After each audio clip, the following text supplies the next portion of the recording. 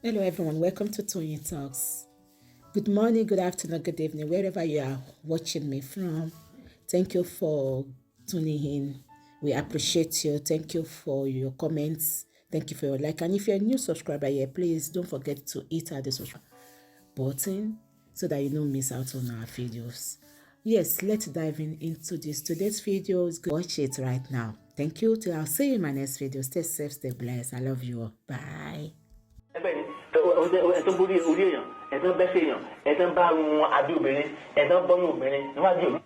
They line a lot of people. Some of them are ritualists.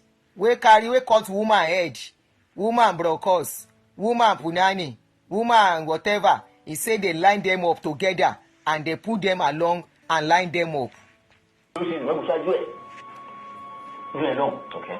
Now, mo lẹ́gbẹ̀ẹ́ nǹkan kan mi ò jáde mi ò gbé mórí mi ò gbàdáde mi ò sọ̀bẹ̀ rí ẹbí mi ò ṣe rí mi ò sì lè ṣe ọlọ́gbọ́n mi ò lè ṣe láì mo wá. Sorry, SARS office. Níbo ni SARS office wà? Mi ì débẹ̀ ràn mi ò débẹ̀ rẹ̀ Ọlọ́run dẹ̀ ní jẹ́ mọ́ bẹ̀. Dem say na SARS. I fit mix am, just correct me. Anyone wey I mix correct me. It's not easy.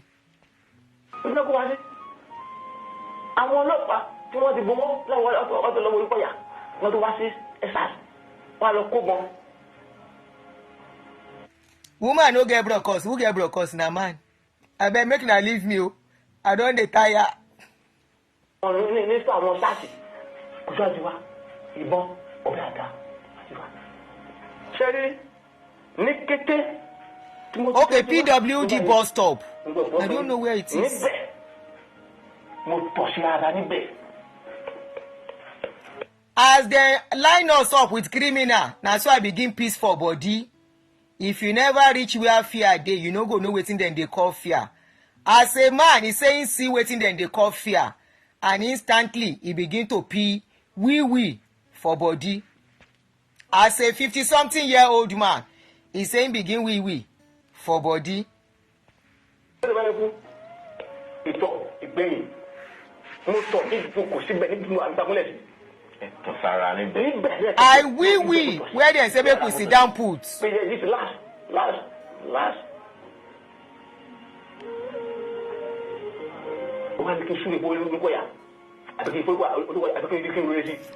And somebody is telling me to pray for Olukoya or wish Olukoya well. He say God forbid. He can never pray for Olukoya. Na curse. Kí gbogbo ayé yìí dogun sí ẹ bí wọ́n ti mọ̀ sínú ṣe gbé kò ní wọ́n kò ní yé Ọlọ́run láti bẹ̀rẹ̀ ẹgbẹ̀rẹ̀ ẹjọ́ yìí Ọlọ́run fúlálẹ̀ o gbọ́dọ̀ pàn yín ìdí ní mo sọ pé mi ò ní bẹ́ẹ̀ lẹ́yìn Jésù Kristi. Ìdí nìyẹn. Kí Ọlọ́run lẹ́rù máa sìn bí iná ń jó bíjì ń jà. Títí a máa dùkú nípa lẹ́yìn ẹ̀. Ọlọ́run fún sílẹ̀ kò fúlálẹ̀ ara ní gbogbo ọ̀nà sáré pé ìfẹ́ dí báyìí Ọlọ́run adé àfíà adé fàánù kò bẹ̀rẹ̀. Suddenly SP kọ́kàn dé ní wọ́n bọ̀ gàgàgà kí kọmísánà tó wá gàgàgà ó gàdí ó lè kó lẹ́ẹ̀kìní ó kó síbi tí wọ́n ti rí àwọn kìnnìún àmú kó lọ síbẹ̀ ó kó lẹ́ẹ̀kìní báyìí lọ́sẹ̀ rẹ̀ bẹ́ẹ̀ kọmísánà dé. He said as they line them up with the instrument wey dem bring AK-47 wey dem line up with them, and they were trying to get them ready for the commissioner to come and address the crowd. He say one ASP, I think that is the Obajuwa that guy mentioned. He said he just came and he said who get this one, and he was asking them. They say they don't know. Say they have never robbed in their life. He said na so that one. He said when God dey with you, he go position people for you to help you. He say as they line them up, na so that ASP just come. Who get this gun? He say they don't know. Who get this gun? They don't know. Na so he pack all the gun, comot for their presence before commissioner come. Maybe if commissioner come, commissioner go just address issue. Tinwo baton, but he then comot all the gun before commissioner arrived. Hell. Kí ni Ọlọ́run kọ́ ni. Ọlọ́run ni. Orí ọ̀fẹ́ ni. Ohun tẹ́ ẹ ṣe Point is, ayé ò ní dìmọ̀ inú ìlú. Àmì tọmọtọmọ, àmì tọmọtọmọ mi o. Àmọ̀ yẹn sáà sí. Sà. Nígbà táwọn kọmíṣánná dé, kọmíṣánná ò tiẹ̀ dúró, wọ́n ti wọ́n ọkùnrin kọjá ní. Kódà kò bèrè dùn náà wá. Ní ẹ̀ lọ. Ìgbà táwọn ìbọ́tà ń kọjá, àìbọ́tà dé. What is share the thing? I say, oh God, leave.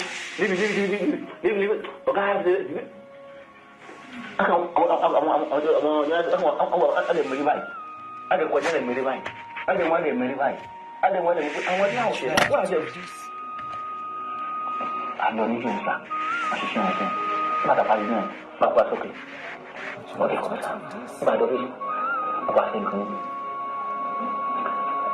àwọn ìfọ́n tá a ti wá gbọ́dọ̀ lórí ìbáraẹni pé àwọn gangan ni wọ́n ti lè wá. Mi ní máa rántí fọwọ́. Ẹjọ́ gbé ẹjọ́ lọ́wọ́ ọ̀tọ̀ ẹ̀jẹ̀ ń dáhùn ọ̀tọ̀.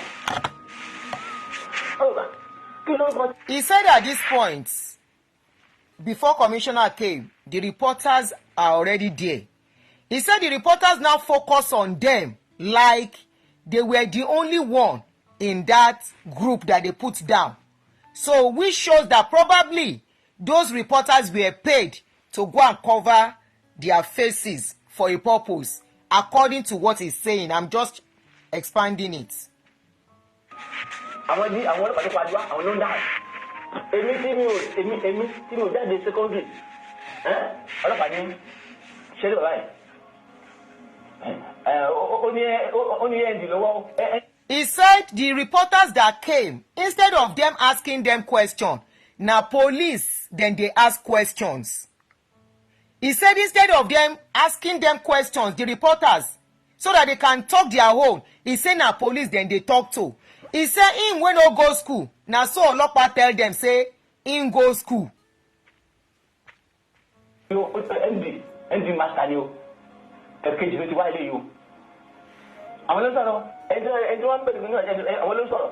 So bẹ́ẹ̀ ṣe wà ẹ ò ní kọjá secondary level. He said Olupoya said he's a master's holder and he say he no go school. Him be drop out. Say but now Olopa police they answer reporter and they tell the reporter say this is the second time wey they arrest am for armed robbery for that place that day. Thank you for the star Yetunde. Ẹ ṣé. Àwọn dẹ̀ ní MD ní.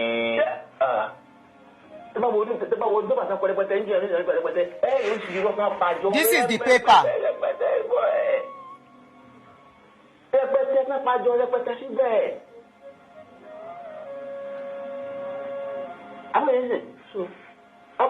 And actually, the picture, I think I posted it as updates. The picture, the journalists actually focus on the three of them sitting together. Only three of them sitting together, not as a group. This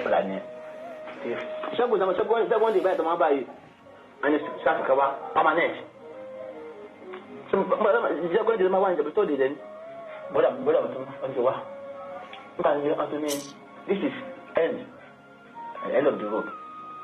Pé sàlàbọ̀ pẹ́ sáà àwọn ọ́fíìsì nǹkan alájọ oúnjẹ ò ṣe jẹ àwọn ọmọ rest in peace o rest in peace o rest in peace o rest in peace o bọ́ ọkọ̀ àgbàdo promise. I don't promise. Promise ni ọ̀gá ọlọ́pàá ní SARS. Okay. Wọ́n náà wọ́n ti kú sí. Okay. Ló bá tán. Wọ́n máa dáa promise ó náà gbèrè gbẹ́gbẹ́ aṣọ gbẹ́rọ ó náà kọ́kọ́ sí ọkọ̀ ní ìjọba ọkọ̀ ọlẹ́kọ̀ọ́ sí fún ẹ̀gbẹ́ wà wáyé kó máa lọ ọ̀nà wa kó wa lọ promise ni o wọ́n wá kó wa lọ sínú oven cell. Irú sẹ́ẹ̀lì wo ni oven cell? Oven cell ẹ̀mọ̀kẹ́tẹ́ bá ń bẹ́ ṣe bread ẹ̀kọ́ máa ṣe ẹ̀mọ̀ kàn ní oven ẹ̀mọ̀ kọ́ bẹ̀rẹ̀ fún fún ìdíná ẹ̀mọ̀ oven so ṣé yàrá yẹn wọ́n ṣe Somebody said the system in Nigeria needs total reform. You can say that again. So he said after that they took them to a place that is called Oven Cell. Cell. in that cell, I think Pastor Femi too narrated. He said you cannot stand, you cannot sit.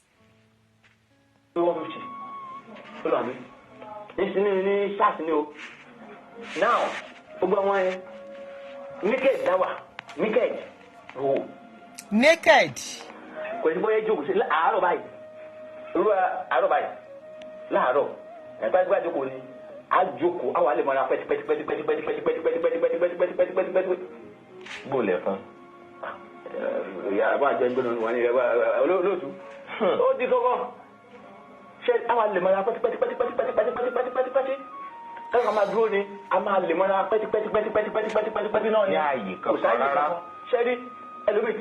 He said in that room, very small room, they are over 100 and they are naked in that room.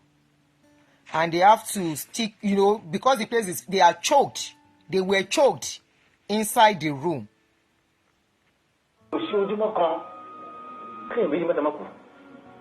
The same thing Femi said. He said there is no day 2 to 3 people will not die inside that cell due to, I want to believe, dehydration, the choking, the condition of the place.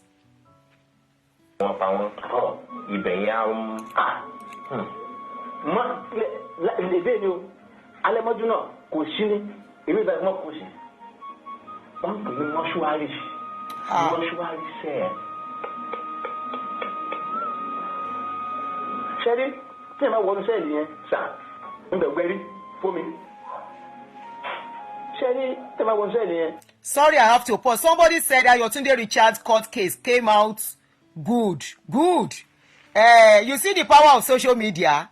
You see the benefit of what we are doing. Already this one, we make everybody involved in whatever case concerning these people to soft pedal.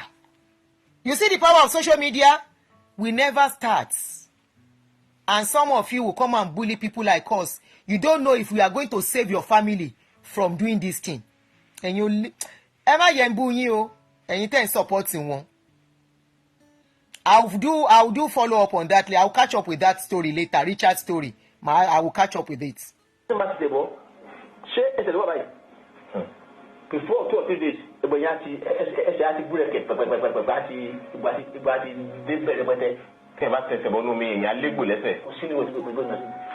yes, don't let me forget at this point. Thank you for coming to talk about Richard. Ajimi Sogbe, that young boy, 23 years old, is still in detention. We are calling on Nigerian police. We are calling on Women Rights Association in that country. A 23-year-old boy, Adewale Ajimi Sogbe, has been in Ikoyi prison since February. We are calling on Nigerian police. A lot is happening under your nose. Adewale Ajimi Sogbe, a 23-year-old boy, whose mother lives in Okitipupa. This boy was arrested in Okitipupa and has been in Ikoyi prison, cell A3 in Ikoyi prison. He is still there till now. He has not been taken to court. They say they come and bail him because he cannot make bail detention. They gave them very stringent bail condition. They wanted some money and they wanted somebody that has property in Lagos. That boy is still in detention till we are still talking till now. Nigerian police, human rights people in that country, we are calling on you. A lot is happening. A lot. Àṣírí yín ò ní bò mọ́.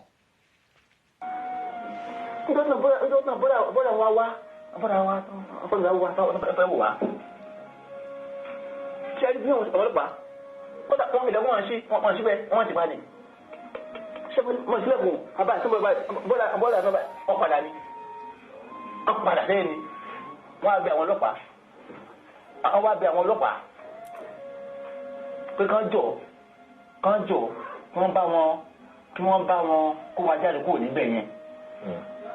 Kán bá kó wọn sí open cell. Àwọn ọlọ́pàá náà gba 30,000 naira. Àwọn náà máa gba sí 30,000 naira bí owó tán tó gbàgbé náà. Wọ́n ṣàlàyé àwọn àgbò kọjá. Wọ́n ṣá. Káwọn tó lè kó yín kúrò mẹ́ẹ̀. Wọ́n lè sanwó fún wọn jọ yẹn. Bá kó àkúrò nínú ibẹ̀ yẹn. Our person open said anyway. When my brother came, his brother then went to check up on him. He said his brother found him in that condition where they kept them. And the brother started pleading and said, please, you know the brother works in Alagbon, so that will make a lot of difference. So it was the brother that begged them, and he said they pay some certain amount of money for them to be taken out of that room into an open place. You understand? It was a clogged up, choked place they put them before. And he said every day, 2 to 3 people must spy in that room because of the condition. They don't care because it is not their family. And doing crime in Nigeria, even when you don't do crime, as long as you don't enter police net, anything can happen. So this guy said it was that one of the things that saved them. Thank you, my darling sister Buki.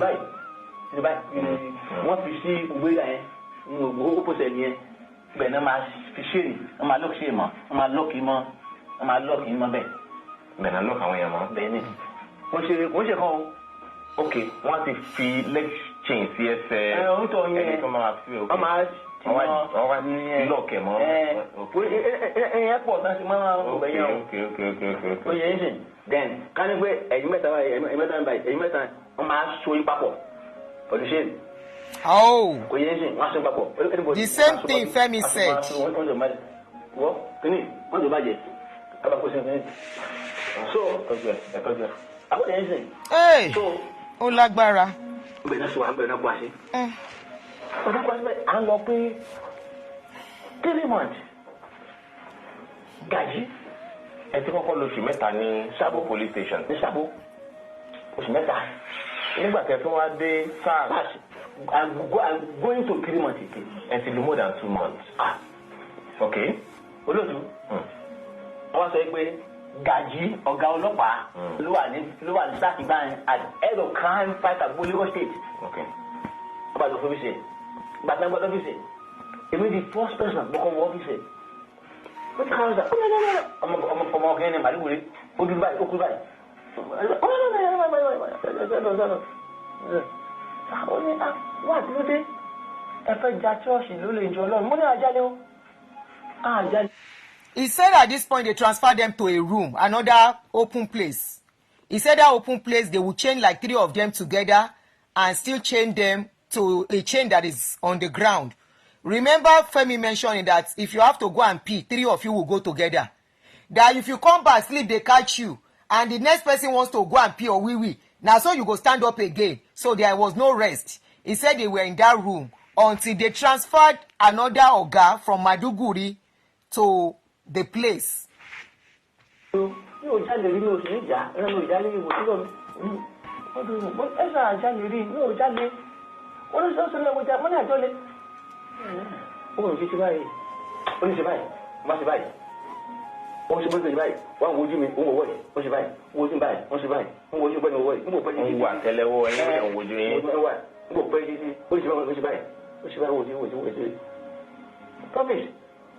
These people, group in them, go and greet Aduba. God, hey, Kábíyèsí Elédùmarè. Èèyàn kan wá ní kò sí agbára níbi tó wà àbí oògùn kò sí. Àwọn tó ń ṣiṣẹ́ àjò ìṣe. This man said the new policeman that they brought, the new Oga that they transferred, he said they should go and bring them. The 3 of them. He said they now went to the policeman. He said as he saw the policeman, he wanted to prostrate. The man said, no, stand up. The policeman now said, all of you want to go and rob your church. Waiting your church do you. He said he now told the man that he never rob. He's not a robber. He's not an armed robber. He said, now the man said, stretch forth your hand. The policeman, he said, as he put his hand first, he said the man, they look in hand, they look in face, they look in hand, they look in face, they look in hand, palm. You know there are some people that look at some things through palm. Now the thing where we don't throw away finish be that. You know they rampant anymore. Now powerless power plenty now. All those clinical powerless power wey now they carry up and down. Now powerless power. The real power, e dey for our land, but we don't throw away and finish. He said the man begin looking hand, looking face, looking hand, looking face. He said now so he look for everyone. He said after that one, he said, go and bring these people file back. I want to see their file. Make we go. He said, now dear, in constant no say God is at work on their behalf. Ọlọ́run ṣiṣẹ́ gidi. Ọlọ́run ṣiṣẹ́ gidi. Nta prayer wa trial láti bẹ̀rẹ̀ sí lókun. Gbogbo tí wọ́n rò, gbogbo tí àwọn plan, Ọlọ́run rí, ọ̀dẹ̀ ń bàjẹ́ mọ́ lójú, wọn lọ́wọ́. All they were planning, where we for don't buy. All they were planning, where we for don't buy, he say na so. God they go ahead of them, they destroy am for them. But what that girl of Mordecai? Tama ẹni kan lọ pa. Ọlọ́run ni. So, bá lọ pé àwọn bá mi pé kóòtù bá yóò gbé ìjọba dé. Bá pè bá kóòtù. Ó ti sábò kò síìtì. Máa kó àlè lẹ́fọ̀ọ́. Nígbà tí lẹ́fọ̀ọ́. Kóòtù ló síìtì. But because kọ̀mí ó sì ní lẹ́fọ̀ọ́. Wọ́n bá a sọ̀rọ̀. Wọ́n bá ọ̀rẹ́ máa ṣe. Wọ́n bá wà sí kóòtù yẹn. Ṣẹ́rí George yẹn láti fẹ́ yẹn obìnrin ni. Ó ti fẹ́ fan béèlì níjọ́ yẹn. Ṣẹ́rí from nowhere. He said as the policeman checked their documents, now in the say, oh yeah, take them to court. So he said they got to court. He said the magistrate was a woman and she was preparing and ready for them to be bailed on that day. He said now suddenly out of nowhere, somebody raised a hand. No, message here from Mountain of Fire, from nowhere. But what's only I know this boy. My love, you don't come here again. You don't come here before. Yeah, who's here? Or that was here. What do you want to bring? What is the man about it? No bail. He said the person that suddenly appeared suddenly lift up his hand that he has something against to talk. He said these people, they are real criminal, saying know them very well. He said now so, then stop their bail application on that day. I'm not very single. See, each prison to the area, a family. One loves each prison. Prison will not be long. But I'm wondering, sorry, it was Henry that the person saying no. Henry, not him. You know there are three that they rope into the story together. So him, Pastor, this man, Caleb, Pastor Femi, Jimo, and Henry. He said that person saying no, Henry. He said now so they say make them carry. He said now so they cancel the application. As at that time, as them go, now they don't know where they carry Henry go. Thank you, Ellen. Yeah. They don't know where they carry Henry go. Sorry, man, didn't you because not man is in it. Okay.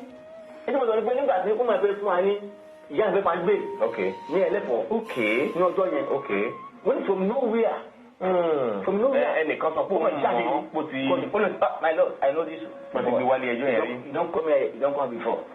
When you on the robbery, you better family they call you. Let me stretch my body.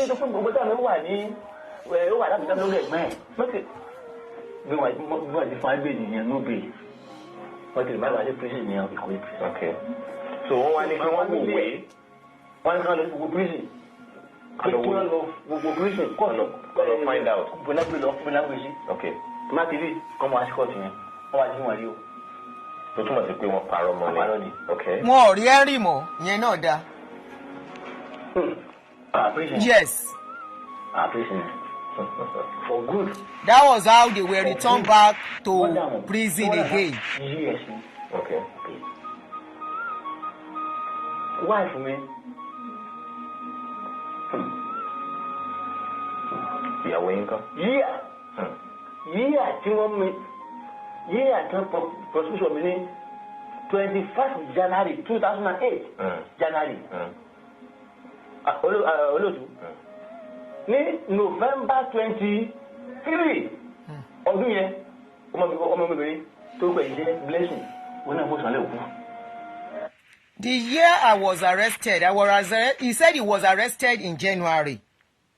His daughter died in November of that same year.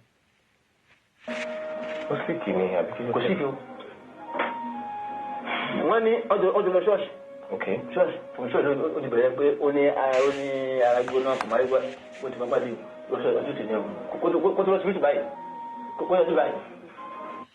they were in church. The presenter was asking that, was your daughter sick? What happened to your daughter? He said the daughter was not sick. They went to church and the child suddenly developed high temperature. From there, this is where I will now ask questions. I think say miracle dey happen in church. Where pikin can't get high blood pressure, high temperature, and I know if you pray, make the temperature go down. After that, then carry the girl, then carry and go hospital. But by the time they get to hospital, now the pikin kpai, and you people will say there is power somewhere. I say stop deceiving yourself. Like me or hate me is the truth. When you fall sick, go to the hospital. Stop believing nonsense. That one anointing, you pray inside Kinekon and you will be fine. Go to the hospital to go and get the right diagnosis. Try your best. If you now cry in the process, then something has gone wrong somewhere. That is understandable than to die in ignorance. Go to the hospital, from church. Where power dey? Shebi na say power dey inside church. Now, Emma Tonrayin. why for me?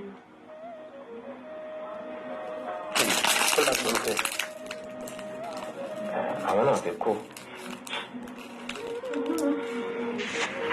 Ṣá, olóògbé sọ pé ẹni tó bá sọ wípé ṣeré wọ́n ní mọ̀sàmọ̀jì. Ajamasa. Ẹ̀yìn kò bá bá rí nígbà lọ́kùnrin o. Nígbà bá bá a mọ̀ fún ayé ilé ayé yìí. Ó kú mẹ́rin mọ̀. Orúkọ yàtọ̀ kan ṣe mí tó pọ̀. If you never see something, now you go say you be man. The man say, na man, they see war, they run. If you say you won't face him, you don't know what can go wrong. Because he said he lost the wife too for this thing. He say Olukoya do am plenty shege pro max. He say no be small. He can never forgive Olukoya. Baba ẹ má sọ̀rọ̀ yín lọ. Mo ti bọ́ lọ́wọ́ pé ẹni tèmi ó ṣì wà. Wọ́n lè ní dé ìgbà tí ó kù tẹ̀lé ìgbẹ́. Nígbà tó di èmi àti wife ìyàwó mi tí ó dẹ̀ struggle tó dúró tì mí tó dúró tì ọmọ. Nígbà tí kì í ṣe tẹ̀ ṣe nígbà tó ní bẹ́ẹ̀ ó dá lókun ó ń tajà gidi ó ń ta rice ẹ̀wà gàrí provision so many things ló dà. Ó tó wọ́n yẹn jọ òun náà fi lọ gba ìwé wa ní DPP lọ ti lọ tàbí lè máa lọ kọ́ tó sẹ́kọ̀ọ́ ọ̀tọ́dún ẹ̀yìn lóṣù bíi ẹ̀rọ bíi. Okay. Now ìyàwó ọ̀hún nígbà tó lè mọ ìjáde tó lọ ń dẹ̀ ẹ́ pé ọlọ́run ṣe pé gbogbo ìmọ̀ tí ọ̀tá gbà dá lórí ọlọ́run ti wá sí ìmúṣẹ. So káàdì máa tẹ́lẹ̀ tó wá fi dá. Last year April 16. Okay. Obìnrin fò sálẹ̀ ọ̀lẹ́kùn. Láìsí. He lost the wife last year. Like that. Without falling sick, he said the woman no sick. He just kpai. Gbogbo ọlọ́run gbọ́ pé ẹ̀mí ni yóò kò ní bọ́ sínú ogun. You are kept alive to come and tell us so that the world can know say shege dey happen inside church. He spent 9 years. All in all, including Ikoyi prison. He spent 9 years there. Nígbà tí wọ́n gbé nígbà tá a dé Ìkòyí, àwọn táwọn mọ̀ pọ̀ ṣẹ́rí Ìkòyí. Ekedeke, mo ti blọ́ọ̀kì wèrè ẹ̀. Ẹ jẹ́ kó tún lọ gbá àkáǹtì mi wà. Ó lákáǹtì púpọ̀ 419 ni. Ọmọ àwọn olóríkórí yẹn ni kó tún gbé orí àkáǹtì mi wà máa blọ́ọ̀kì mo ti blọ́ọ̀kì kó tún lọ gbé mi wà. Ẹ rí pé ẹ̀ṣẹ̀ ń sọ̀rọ̀ lánàá kò jẹ́ ń ṣe ṣóò mi fọkànbalẹ̀ ṣe kó tún yọjú orí ẹ̀ burú. Prison ẹ bá lọ sí ọgbà ẹ̀wọ̀n ṣá ẹjọ́ mú ọ lọ sọ́gbà ẹ̀wọ̀n kò gbàdúrà orí fún tọ̀hún because ọgbà ẹ̀wọ̀n ó wà tó ó pín sí ọ̀nà méjì ó lè lọ bẹ̀ kó mu síbẹ̀ ó lè lọ síbẹ̀ kó dìdàkudà bẹ́ẹ̀ ni ó sì lè lọ síbẹ̀ kó dèèyàn gidi bọ̀. nígbà tá a débẹ̀ a máa ń yan táwọn ṣe amúrọ̀bà ni àbí kidnapping ni wọn kàn ní kó àbí assassination ni tó gbé débẹ̀. bẹ́ẹ̀ ni kí làwọn mọ̀ táwọn àti connection. He said when he got to the prison, when they were there, while there, he said they meet a lot of big people. Big people wey do bad thing come end there. He said if they want to follow that path, they can as well become their friends. And when they get out, start that business. ṣùgbọ́n ọlọ́run ò fi ẹ̀mí burúkú sínú ẹ̀mí àwa mi ò sì ní ṣe láṣẹ ìdùnmọ̀ ìlágbèrè olùmọ̀lẹ́ bó ti fi jìyà náà tó. tètè ní jìyà mọ́. ìyá yín ti náà kí ọjì pẹ̀lábà nígbà àwọn èèyàn gbọ́ àwọn kí wọ́n ayé wọn face to face amúra àjọ ń dùkọ̀ àjọ. ó ti gba rapture. nínú ìpè ẹ̀wọ̀n yẹn. bàbá mi tọ́jú wà níbẹ̀ nígbà tí wọ́n ń gbé àwọn kìrìbọ́ọ̀lì àtàwọn agbónágbọ́n lọ sí kirikiri. Fẹ́mi yìí wọ́n á gbé lọ orúkọ òsì ń bẹ̀ nígbà tí wọ́n sọ pé àtàgbẹ́ lọ tó ń wọ̀ tó wọ́n á ti lọ Fẹ́mi náà wọ́n náà ó lóun fẹ́ lọ ló fi lọ sí kirikiri jẹ nígbà yẹn lọ́dún náà. He said when they took Femi to Kirikiri, they gave people option that do you want to go to Kirikiri? He said Femi has said he wants to be part of the people that will go to Kirikiri for reason best known to him. So Kirikiri ló ń wà àwọn wà ní Ìkòyí kí n parí everything Ìkòyí lè mi wà so yẹn sìn nígbà tí àwọn Christian association wá sí Ìkòyí. Christian association. wọ́n dẹ̀ ń ṣàkíyèsí wọ́n dẹ̀ wọ́n máa ń béèrè ní ọ̀nà ìkọ̀tà ìjọba láì máa rí ẹ̀bẹ̀rẹ̀ máa tó wá sọ fún ọ lè máa sọ fún ọ wọ́n tọ́ba ní ṣètò wọ́n ìṣàgbéjì nígbà tí wọ́n lọ sí ẹ̀kọ́tà. It seems you are not getting it. Divine Touch, they did not steal. They said they were planning to. It's even written in the newspaper. They were planning to. They never execute anything. It was a gang. They said they were planning. Please, you people should get the story right. They have not robbed the church. They said they were planning to rob the church and Pai Olukoya. That was their offense. They never robbed the church. In case you are just getting to join us, they never robbed. They didn't steal money yet. They were planning. That was what they said. And they spent good 9 years on that case for Kirikiri and SARS and all those big churches. I mean, I say churches, prison where we say, man no fit go return back the same way again. Because one father was in prison. I feel bad. Anybody so gone bed than number. So it's only I want to law and law civil. I love the black. I want to buy please, okay, pastor. Can you ban the fridge or no go there, don't go there. Kí ni wọ́n ṣe? So àwọn aṣọ fún mi. Ibẹ̀ kí ló ga àwọn tó wá síbẹ̀ lára àwọn ọmọ ìjọba tẹ́ pé ọ̀rọ̀ wọ́n sọ fún pé wá tó bá jáde ẹ má dúró ẹ jìnnà sí wọn ní o ẹ jìnnà fáfáfáfá ibùn nígbà mo jáde tí mo síbàdàn àwọn kan láti kó ìbá fọkùn ló ń bàdàn tó ní ń bà tó dé tó bá iṣẹ́ gangan. Love and like your Facebook no get carried away o. wọ́n burú gan wọn lẹ́mìí dájú o ìkànnì wọn.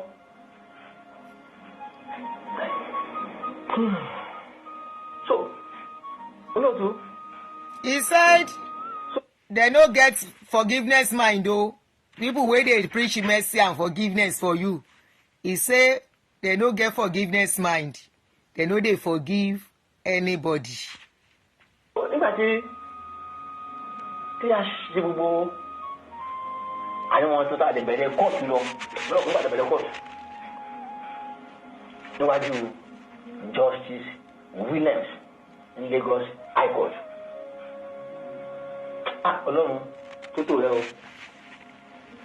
A bẹ̀rẹ̀ kóòtù yẹn. Yeah, somebody said the wife finally gave up. She was probably tired. Herself alone and husband himself for offense they didn't commit. 9 years taking care of their children. Yes, sent to jail. Then lost the wife. Yeah, who stood by him. Pastor Femi was not that lucky. The wife dropped the children and went away. Àwọn ló kó bẹ̀rẹ̀. Sorry, gbogbo case ta ṣe obìnrin ló ń gbé dìde ló ń gbé sábà ṣe George ọlọ́run dẹ̀ ń lò wọ́n ọlọ́run dẹ̀ ń gbẹnu wọn. Láti gbà yín là. Láti ọkọ bẹ̀rẹ̀ àwọn lọ́kọ́ àwọn ẹgbẹ̀rẹ̀ adẹ̀kọ́ máa mú evidence wá adẹ̀kọ́ wá ń kó wá. Àwọn evidences wo ni wọ́n kó wá àwọn exhibit wo. Àwọn ẹ̀dọ̀ kó wá ní olóòtú ẹsẹ̀ ń kó wá fún onáàlì fún ìgbéga àti ayọ̀ wa lójúọ́sí fún ìgbéga àti ayọ̀ mi lójúọ́sí òní. The presenter was asking, what were the evidences presented against you in court? Baba is now saying, part of the evidences they brought in court gave them the freedom they are enjoying today, and he wants to tell us how. Remember, Pastor Femi mentioned the same thing, that it was part of the evidences they wanted to use against them that got them their freedom. And this man said something, that the people that help them in these cases are mostly women. Fún oye ìwé lójó tí èní lọ́wọ́ sábà kó wá ní kò sóyè fún máa sọ ọdún jáde òsì fún mi bọ̀ torí iṣẹ́ gbọ́dọ̀ kóòtù yẹn appointment letter mi. Okay, ni wọ́n gbé wá sí court. Okay, wọ́n gbé wá sí kóòtù gbé fún jọjú rẹ̀ gbọ́ ọgbà báyìí sórí báyìí wọ́n ti mẹ́ta ọ̀kẹ́ ọmọ lóòótọ́ kó tó ẹ̀ pé lè workers ni member ni staff ni níta sọ ẹ lóòótọ́ ni. wọ́n sì ń gba salary. ń gba salary ló wa bẹ́ẹ̀ ni máa pa wọ́n bẹ́ẹ̀ ti máa sọ sẹ́wọ̀n tó lè jáde mọ́lá láì òkè ìmọ̀ pé lóòótọ́ tẹ́lẹ̀ àdàgbàwé yẹn lẹ̀ lọ́wọ́ wọn. So one of the evidences, part of the evidences that got them the freedom was evidence that they were working in, they wanted to prove that as a worker of MFM, that these people are actually workers of MFM, and they were planning to rob the church and buy the GO and the wife. So they needed to prove that truly they were workers of MFM. So they brought their appointment letter, how they've been paying them salary and all the rest, to show that these people are our workers. So we know them very well. Them be armed robber. They really wanted to. Now that one come make magistrates. He say, let me see all their documents. Come collect all the documents to go and check on our own.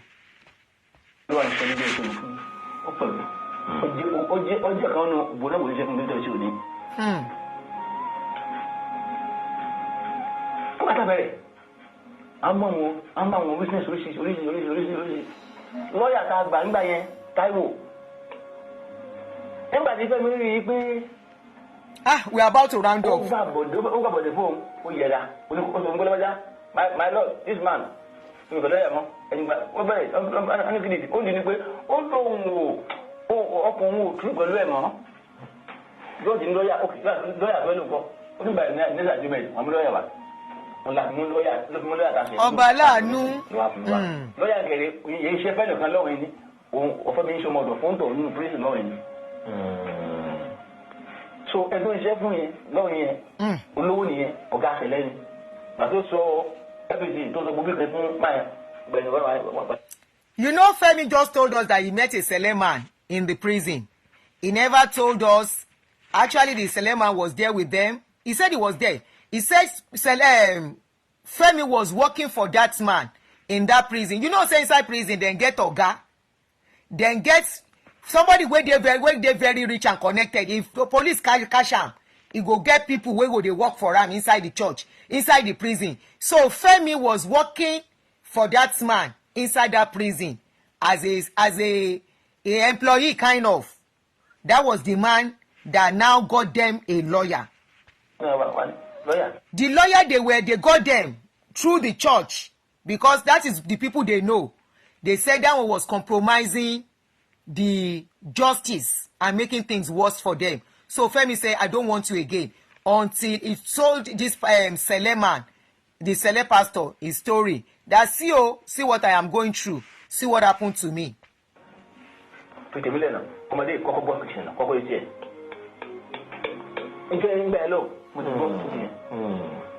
So nígbà tí ìdílé ń bèrè tó bèrè wẹ́bí tiwọn gbogbo ilẹ̀ àwọn ọmọ tí wọ́n fara wọn kó witness wọn kó witness wọn kó witness tó mẹ́sàn-án wá include DPO Samuel tó ń di gbé màdìgún lóṣì wọ́n sọ flight ẹ̀kọ́ wá. láàrin àsìkò yẹn làwọn di commissioner rà. bẹ́ẹ̀ni ní ẹ̀bọ́ yẹn sìn pé kó wá rojọ́ pa ọ̀tá wa níbẹ̀ yẹn ọ̀dọ̀ sọ ṣùgbọ́n ta olóòtú ní gbogbo ọ̀nà tó lọ́mọ yìí lónìí ọlọ́mọ àmọ́ kó yín lọ ẹni tí ẹ̀ṣọ́ tó ń sọ yín ọlọ́mọ àlọ́ wọn. ṣẹ́ni bí àwọn witness wọn ẹjọ́ tó bá wò lé ní fásitì nígbà tó mẹ́rin ó máa takò náà lónìí kò yẹn sìn ẹlẹ́gbọ̀n àdìsàgbò àbí wọ́n kàn fi ẹjọ́ yẹn wọ́n wà ń lu ẹjọ́ wọ́n fi ń de ara wọn wọ́n fi ń de olóògbé yàrá náà kóòtù. He said the witnesses they brought from all over the place, including outside Lagos itself. He said they flew all the witnesses down to come and testify against them. But the more they are coming, the more they are complicating the case against Olukoya and MFM.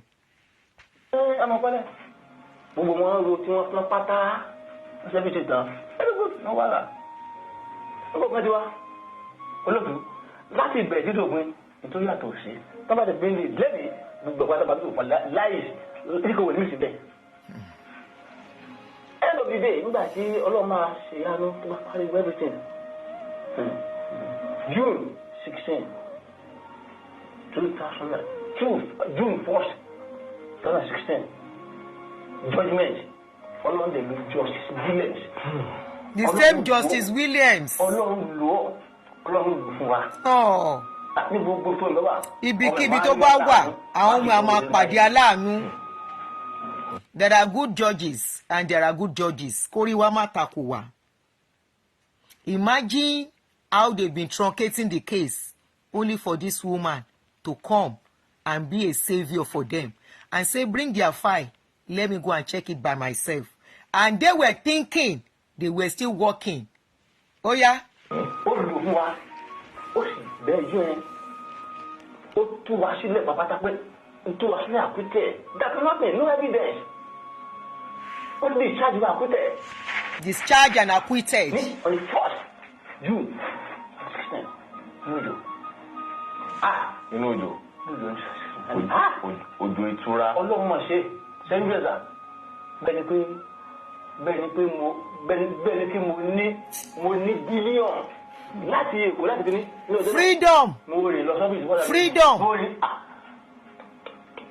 He said that was the day that justice, June 1st, 2016, they finally got their total freedom after almost 9 years. Without no evidence against them, they were in prison for 9 years. All because they decided to be a worker in a church. Ọlọ́run ṣe lọ́pọ̀lọpọ̀. Nígbà tí wọ́n dẹ̀ wá ṣe tí wọ́n dẹ̀ rí pé judgment tí mo tán rí àwọn náà gbà tó wọ́n fún. Èmi believe kí nìkan pé ìránṣẹ́ Ọlọ́run ẹ̀ka Bíbélì ẹ̀sìn fi ń gba èèyàn là ẹ̀dẹ̀ fi ń ṣí àmì iṣẹ́ àgbàgbà ńlá ayé ẹ̀dẹ̀ ń make sure pé ẹ wà safe. Iṣẹ́ àmì wo náà ń ṣe? He's trying to say má sọ̀rọ̀ ẹ̀ lọ ìtìrẹ̀ ayé gbogbo yìí ó ti rẹ̀ mí. Bible sọ fún yín pé obey of the law of the land. Nítorí pé gbogbo lọ́ọ̀yà àwọn kan máa lọ sọ́rí o ní ọkùnrin tí nìyẹn o bá mi gbà pípé yẹ àwọn akọ́wà bìnrin fún ìjọ kan lè fún ìjọ wá bàbá ọ̀ bá fún 30 million. Ok, agbada kò sẹ́yìn lọ sí Amẹ́ríkà ilé kò sẹ́yìn lọ bí state. That's all. But ó kọ̀ kò ṣe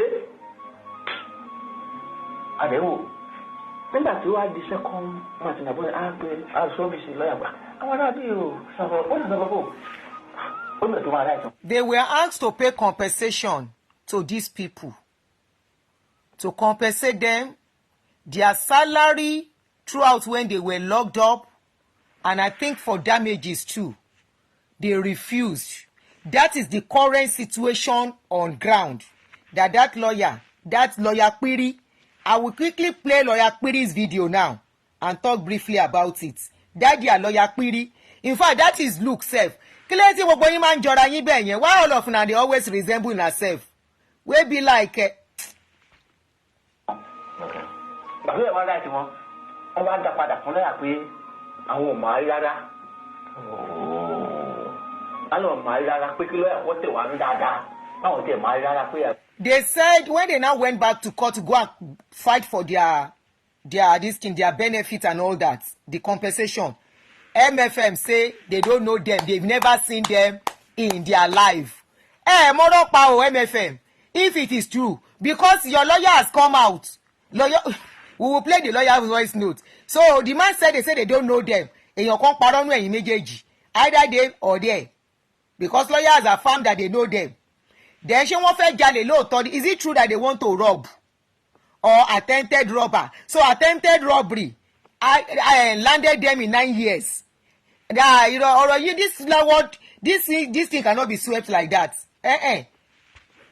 We're not worker or something. Hello. You see, you better learn something from here. Me, I'm not saying don't be a worker. I will not say don't be a pastor. I will not say don't be an usher. Don't be an accountant. Make sure you are keeping your documents. Hello? Any document, ID card they give you as a church worker, all your baptism, those baptisms are not even necessary. The ID card, you better be keeping it. That I'm a worker, I am a deaconess. You see, in case city, we don't know who is going to be next. You better keep it well. Because this is what saved these people. They were able to present a fact that they were workers and they were attending. No time did they plan to rob the church. And all the witnesses coming forward. Do you know this person? Yes, I know him. And you know justice. When they are ready, the judges, when they are ready to give good judge, they will not ask long questions that will prolong or complicate matter. Do you know him? Yes. How do you know him? As an usher, go. Another witness, step into the box. And they are making their decision, writing down.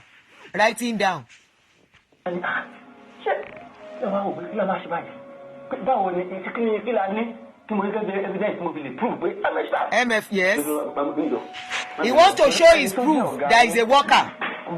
He was a worker. MFM kan ṣáà ń help yín, àwọn kan ń fún yín lówó kan láti kàn máa fi ràn yín lọ́wọ́. Wípé ṣé ẹ wà lórí payroll wọn àbí wọ́n bàjẹ́ àmọ́ ń fún yín ní nǹkan kan ṣáà pé kí ló fi jẹun.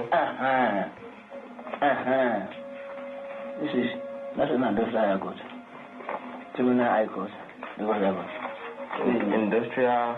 It's industrial, okay, they've gone to Industrial High Court. Okay. Copy thing. Okay. The first judgment. High Court, At the High Court. All these things can be verified. Okay.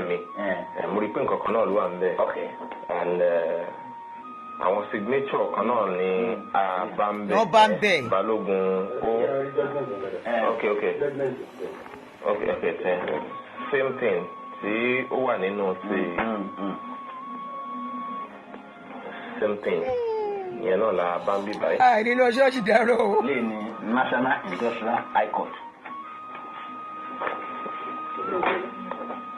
National Industrial High Court. Those were the documents from the courts, the judgments. Yes. From Industrial High Courts. For them to be compensated. Okay, we are last page.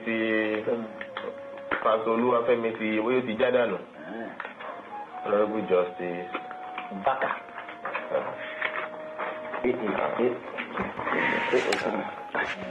Ẹ máa wulẹ̀ yọ, a máa rí láti Yes, please. So,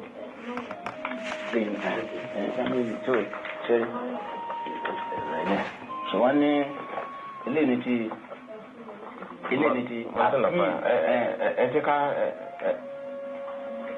ID card. This is the ID card though. Let me screenshot. Remember Femi too brought out his ID card. I've screenshot it. MFM. Now 2 ID cards. Okay, well, the Lake Mountain of Fire Miracle Ministry staff ID card. Automatic staff name. Okay. Caleb, what on hotel? Macaulay Street. Okay. Now, Angel Caleb, Muslim, anything you tell it? I was about to talk about this. Only Caleb Olorun tele. He is a Muslim. Oh, he was a Muslim. The same way they make all of us to change our name. Olorun tele. Olorun tele lórúkọ ẹ̀. Abogunlade. Àbí Awose something. We threw all that to embrace the name that is not our own. Ìran Yorùbá mélòó ló ń jẹ́ Caleb?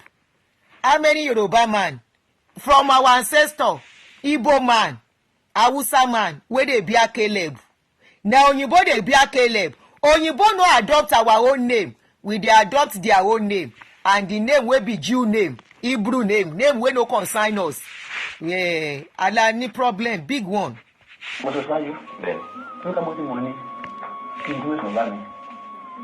The presenter said, how come you are a Muslim? Where is all this name coming from? Caleb Olorun tele. The man said, I said it earlier that I made a biggest mistake of my life by leaving Islam to go and embrace Christianity.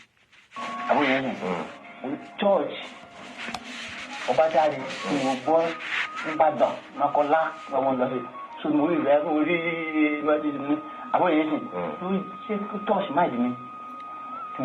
it's because of the way that I saw that they were praying. He's saying that because in Sears then they pray for Obadare Church, na in draw am to Christianity, like many of us. Eba and Lover like, oh, the don't come flag. Are you expecting them not to flag?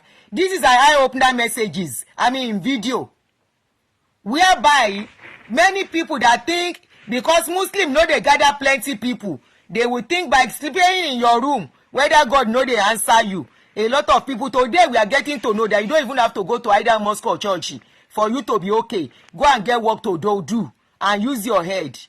Nobody they chase anybody, but we believe in all this God of men and we run after them for deliverance. In things say now because Muslim know they gather people to pray all the time and they know they scream. They know they shout. They know they talk. Every power from my dad's house. Oh yeah, die by fire, die. Die by fire, die, die, die by fire, die, die, die. Muslim know they do am. And all the ginger where we they see inside church. Oh that baby gone low mura. All the ginger where we they see inside church. Now that one they attract us. Our people you pray. These people they pray. So we begin join them. Say, make we say begin do all my power. Oh yeah, die, papa, yeah, die, papa, yeah, die. Now he make us they join them and all the singing and dancing.